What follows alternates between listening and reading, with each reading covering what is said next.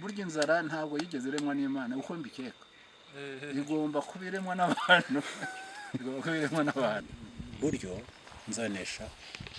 umuyaga kandi mfite ahantu hato urabona iyo ufite ahantu hanini umuyaga uraza ukanyura hamwe hagasigara ahandi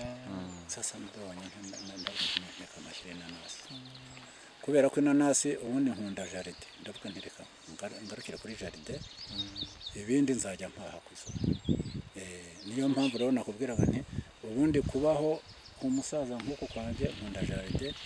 nkunda imbwa nkunda no gusoma ibintu uko ari bitatu nkavuga nti mu buzima bwanjye busigaye ibyo bintu uko ari bitatu nimbona nibura mbigeze ku rwego rw'ibanze niruza rukegura nibura nzavuga nabayeho nagerageje kubaho uko nifuza ubu rero jaride iyi ngiyi inanasi twashyizemo za mbere zari zimaze imyaka nk'irindwi zishaje ubwo rero twarazivuguriye izi nizo za mbere twarongeye turazirimbura ngira ngo nuko utabibona hariya nagiye mbishyira kugira ngo nabyo biba korotire ikindi ni uko abantu baratwibaga cyane noneho ahangaha iyi korotire mubona naje gushyiramo ibiti bimera nyuma ariko harimo feri barabure hose ahangaha ntabwo umuntu yacamo ntabwo wanyuramo keretse uciye hejuru ubu ngubu niyo umuntu aje yiruka agira ngo ni ibiti gusa ziramufata burya zirimo ubu ni ukuvuga rero ko izi nanasi nta kibazo keretse umuntu aciye hejuru keretse unyuze hejuru kandi n'imbwa rero iyo nka nijoro ndafungura izi mbwa zizi ubutaka bwacu nk'uko nanjye mbuzi nta kibazo kabisa okay noneho rero icyo nashaka kukubwira ahangaha nateyemo inanasi 1,500 nk'imwe inanasi 1,500 icyo gihe bagurishaga inanasi amafaranga 100 gusa noneho twasarura wasanga tubonyemo umunyu ibyo nakubwiraga tubonyemo isukari tubonyemo isabune n'ibindi nk'ibyo ngibyo noneho haza kubaho rero wenda tunyura ahangaha mbireke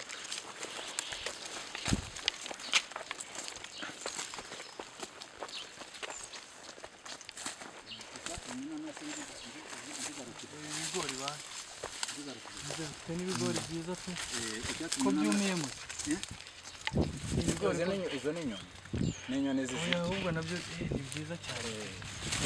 hari ibindi ndagakwe noneho urora ngo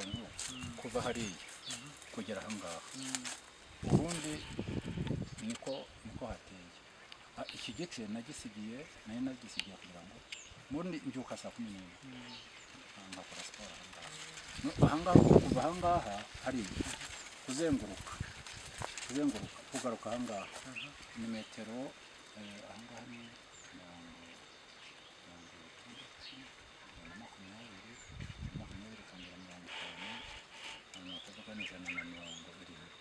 170 muza perimetre hafi ikibuga cy'umupira ni ukuvuga ko iyo mpazengurutse mu gitondo saa 11 bijya kugira saa 12 maze akazenguruka inshuro noneho wabona izo metero ukubye waza wakuyuhagira nkatwe turwara imiti ukungurana nicyo nabigiriye ni ukuvuga rero ko aha hose ibi nabiteye ejo bundi kugira ngo ariko ubu ngubu no kugira ngo nibura nitubikura tubisasize hariya inanasi urumva rero harimo avantage ebyiri harimo kubikura tukabisasiza inanasi harimo kubikura tukabigaburira kuko tubikina amagi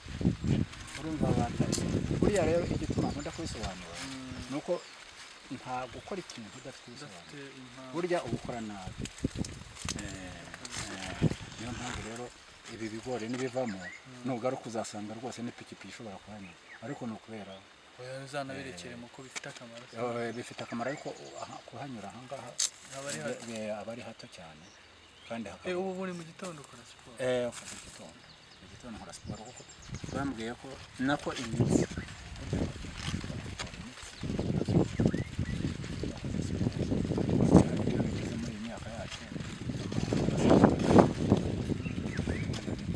kugira ngo rero ayage nubwo wajya muri ntuza muri kine ariko kine ntabwo ibikora neza nka d'une façon naturelle ntabwo ikora neza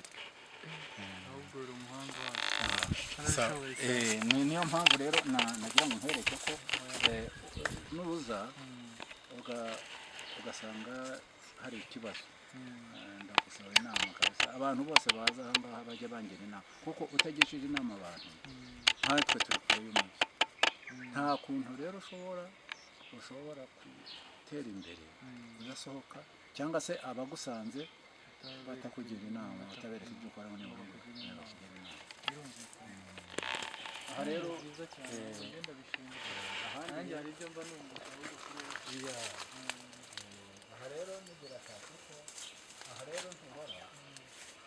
ibyo navugaga bya rugero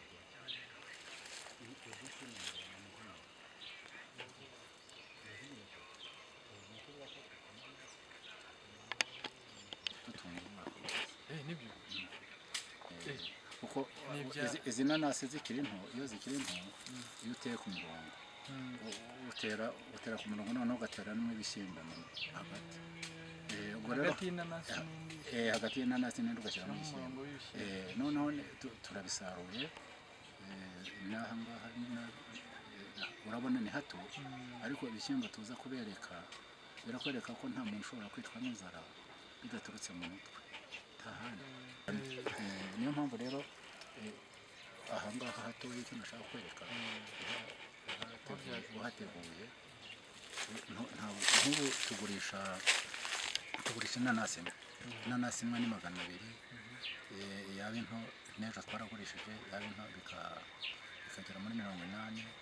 ijana ariko iyo ari nini cyane dushobora kuzohereza i Kigali zikabona amafaranga yisumbuye ni ukuvuga rero icyo nashaka kuvuga ubu ngubu aha hepfo uyu ni umworozi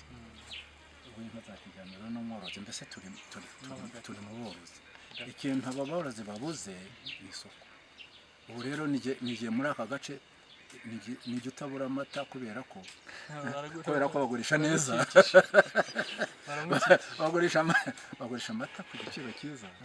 nkagurisha inanasi imwe nkagura icupa ry'amata urumva amayeri nakoze naho ubundi iyo nshyira nk'igitoki aha bose ni ibitoki gusa none se umuntu isoko rizaturuka aha hasi ni impagije urumva rero ko bene ibyo byose birashaka ko nawe ugira ikintu ubagurisha ubu mutinze aha ngaha mwabona abantu baje gushaka inanasi hari umwe ari benshi ugasanga rero noneho wa ni igitandukanye n'icyo nabo bafite twikemura ibibazo nta kindi ndishimye cyane ngaho igituma nahashyize n'inanasi urabona ni ikintu ushobora kwimura igihe icyo ari cyo cyose ukaba wahakorera ikindi gikorwa nk'aha ngaha wenda hateye imbere nk'ahariya abantu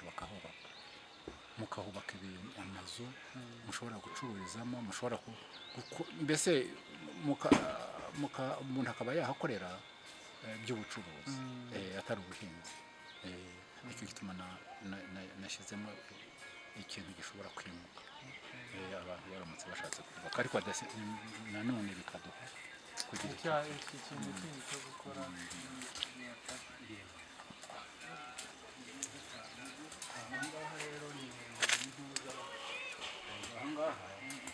ahangaha ubundi twajyaga tugira ikibazo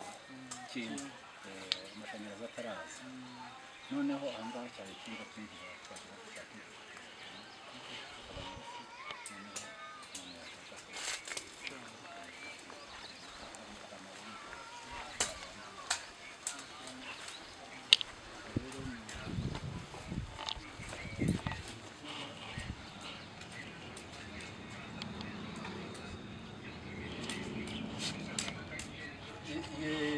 abaswahili ngo babyita ibintu by'imvange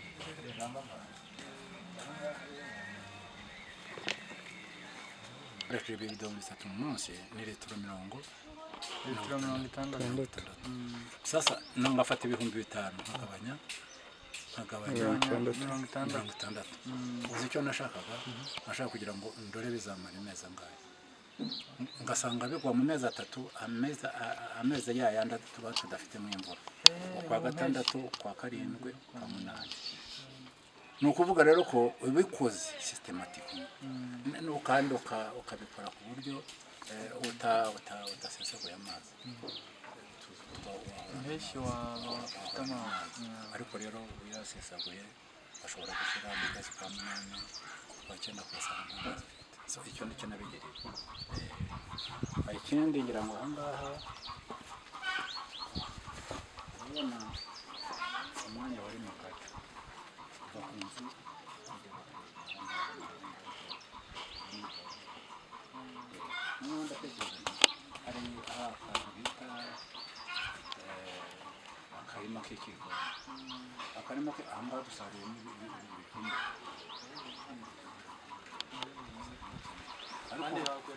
ariko hariya turongera dushyiramo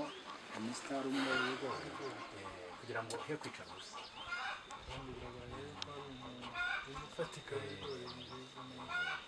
Aha ngaha rero nabyo ni bya bindi nabwiraga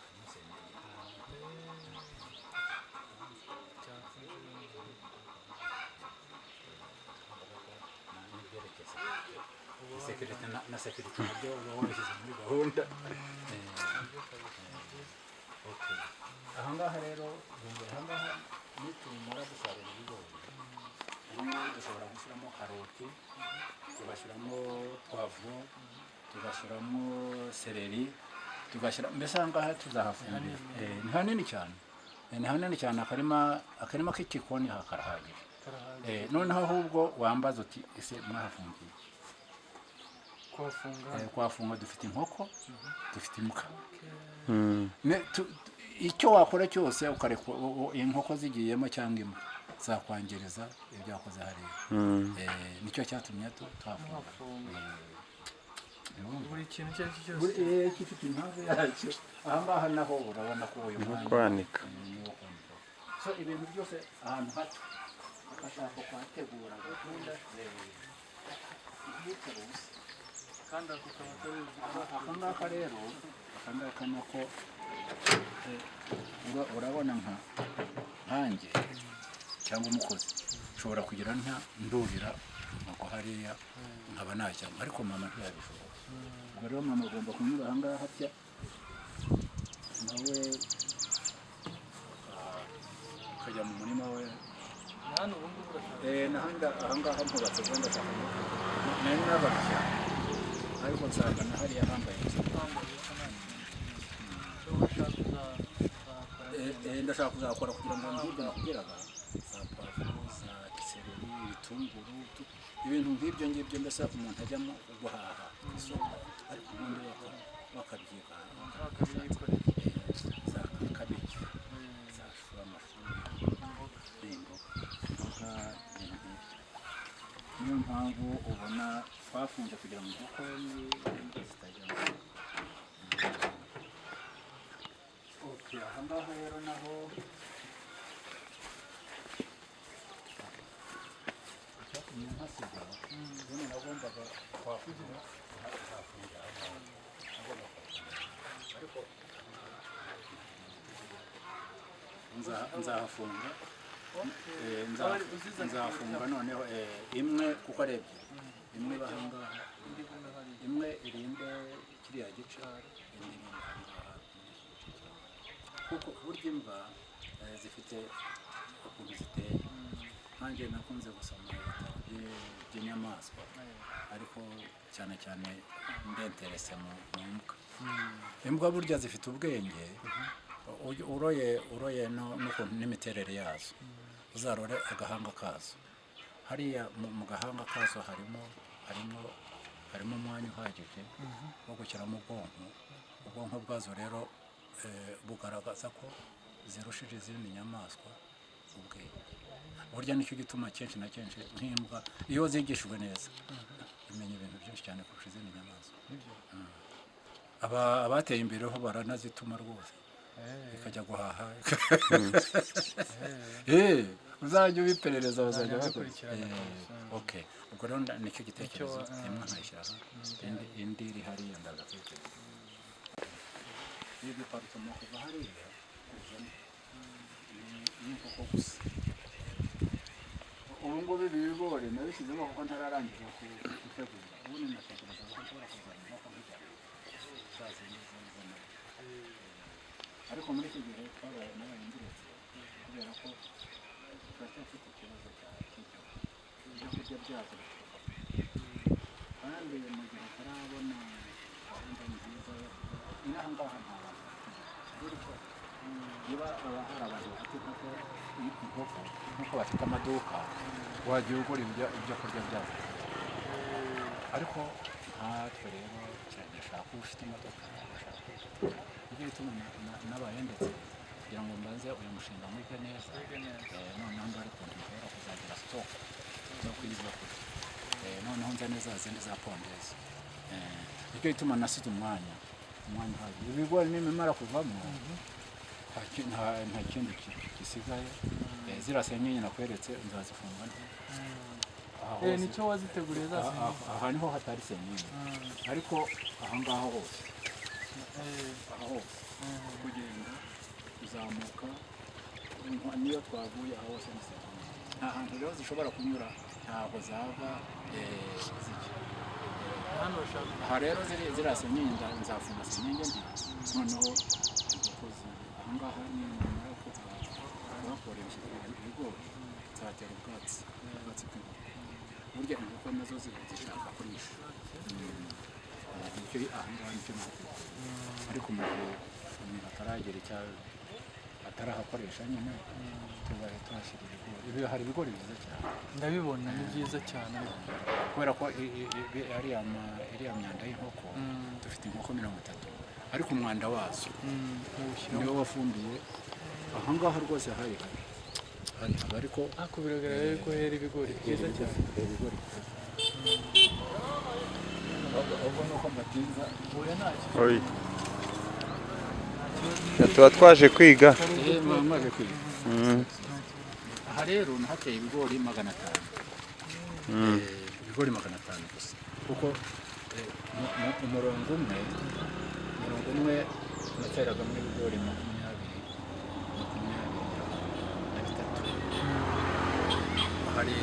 hari imirongo 23 uzamuka kabisa. Nshaka kugira ngo uzi nk'ubu ngubu ushatse no muri bariya abantu bajya gusenga harimo abantu bajya gusenga ariko badafite ikintu gifatika bashobora gushimira Imana nko gutera ibigori 500 ahangaha hakavamo ibigori bingana bityo wabisarura ugafata 500 ukayishyira hariya ibisagutse ukarora inyungu Imana ni nyinshi. Abantu ntabwo barega burya nibyo les scientistes bakunda gukora bakora ibintu d'experimentation bagakora ibintu kugira ngo barore ukuri kwabyo. Nk'ubu ngubu abahinzi benshi bahora bapfa nta butaka na bwa bundi afite butoya nta musaruro abubyaza. Nk'aha rero kubona ibigori 500 byaye ibigori mugarutse ahangaha rwose twabihungura tukabishyira hariya tugakuramo ibigori 500 tukabishyira noneho ukarora umusaruro ni mwinshi cyane. Noneho washaka no kubwira abantu gusobanura kuko ushobora gusobanura umuntu utabimwereka ntabwo yabyumva ariko ubundi niko byari bikwiye kumera. Ibigori rwose ubwiza bwabyo ni n'iriya fumbire y'inkoko.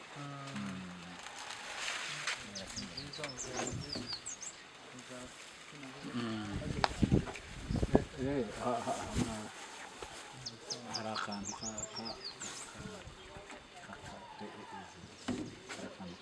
k'agasomari kari hasi kugira ngo umuyaga utayifungura. Ubu harimo inkoko naziretse zirimo ziratemberamo uziretse rero zaza kandi ubundi biba byiza kuzifungurira haramutse habaye ibyatsi biri hariya n'ibishira ushobora kuzajya nzifungura zikayishaka kugira ngo muri make zisigaye neza ariko izi mbwa rero ukuntu ziteye cyangwa cyangwa mbona ari nzikuremo igisore nta kintu zaba byari ziraza kurwana kubera ko iyo zibonye umuntu zitazi ukananirwa zashaka aho kunyura hakabura umujinya urazifata iriya rero bayita German Shepherd basi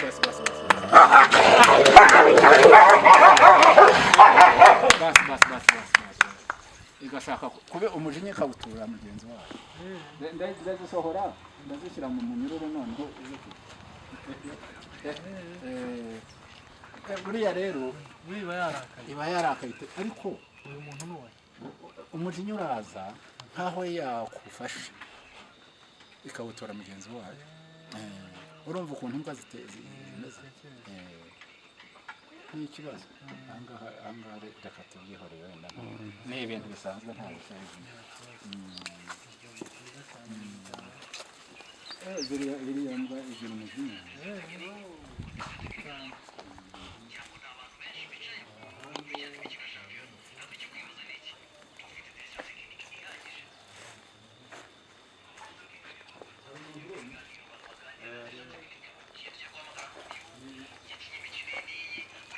mwahagiraga isuku aha rero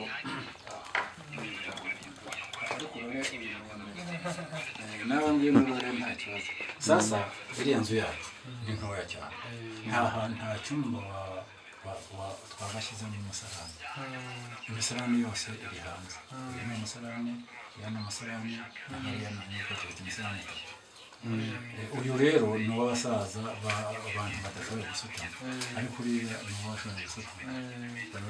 ahangaha rero nabwo ugira utyo ugafunga ahangaha ugashyiraho agasumari ukiyuhagira warangiza ugasohokera ngira ngo muri rusange